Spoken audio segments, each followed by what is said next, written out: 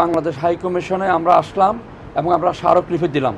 আমাদের বাংলাদেশ মহামান্য high commissioner উনি আমাদের স্মারকলিপি গ্রহণ করছেন এইমাত্র। আমরা আজকে বাংলাদেশে যে ঘটনা ঘটে গেল, জুম্মা পরবর্তী সময়ে ইনকিলাব মঞ্চের মুখপাত্র ঢাকা নির্বাচনী এলাকা থেকে স্বতন্ত্র প্রার্থী ওসমান হাদির উপরে গুলিবর্ষণের মতো অনেক বড় ঘটনা ঘটে গেল। আমরা বাংলাদেশ উন্নয়ন পরিষদের পক্ষ থেকে এই ঘটনার তীব্র নিন্দা জানাচ্ছি এবং ইন্টারিম গভর্নমেন্টের কাছে অনুরোধ করব, নির্বাচন পূর্ববর্তী সময়ে ওসমান হাদির উপরে গুলিবর্ষণের মতো ঘটনা সুষ্ঠু নির্বাচনের পথে অবশ্যই বাধা সৃষ্টি করবে। অনতিবিলম্বে সন্ত্রাসীদেরকে গ্রেপ্তার করে তাদের মদতদাতাদেরকে বিচারের আওতায় এনে যদি কোনো প্রার্থী এই গুলিবর্ষণের পিছনে জড়িত থাকে তাকে নির্বাচন থেকে ব্যান করা উচিত।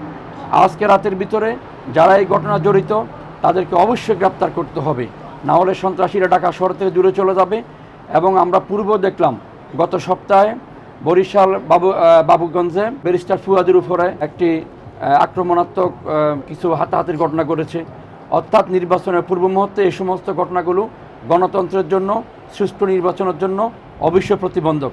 আমরা এগুলো তীব্র নিন্দা জানাই এবং বাংলাদেশ উন্নয়ন পরিষদ মৌলিক অধিকারের মতো এই বিষয়টিকেও অত্যন্ত গুরুত্ব সহকারে দেখি। এই আক্রমণটা আমরা আসলে বাংলাদেশ উন্নয়ন পরিষদ পক্ষ থেকে আমরা অত্যন্ত নিন্দা জানাই।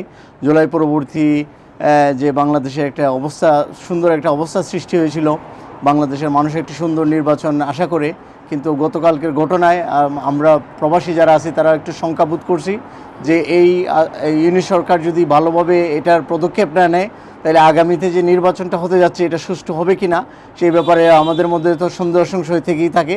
তো আমি ইউনিট সরকারের যে ইন্টারিয়র গভর্নমেন্টকে আমি অনুরোধ করব যে এই আজকের যে এই ন্যাক্কারজনক আক্রমণ হয়েছে, হাদির অবস্থা সংকটাপন্ন, এটা যদি না করা হয় তাহলে আরও ঘটার সম্ভাবনা রয়েছে।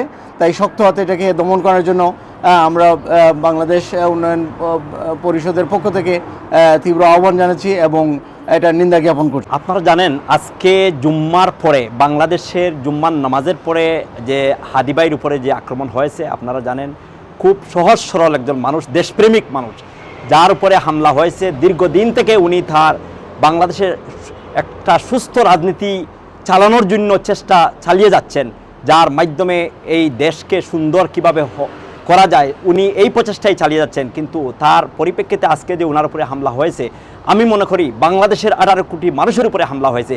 এই সুস্থ রাজনীতি যারা সহ্য করতে পারে না তারাই হামলা করেছে। এবং যে দেখেন এই যে গতকালকে নির্বাচন তফসিল ঘোষণার পরপরই আমার মনে হয়, যেটা আমার একটু চিন্তাধারা বলতেছে, যে যাদের জন্য উনি হয়তো এইরকম জনপ্রিয় হয়ে উঠেছেন, হয়তো ওনার এই যে পার্লামেন্টেরিয়ান হওয়ার সম্ভাবনাটা জেগে উঠেছে, কারণ ওনাকে চিরস্তরে এই দেশ থেকে, এই দুনিয়া থেকে বিদায় করে দেওয়া যায়, এই চিন্তা নিয়েই ওনাকে এই হামলা চালানো হয়েছে।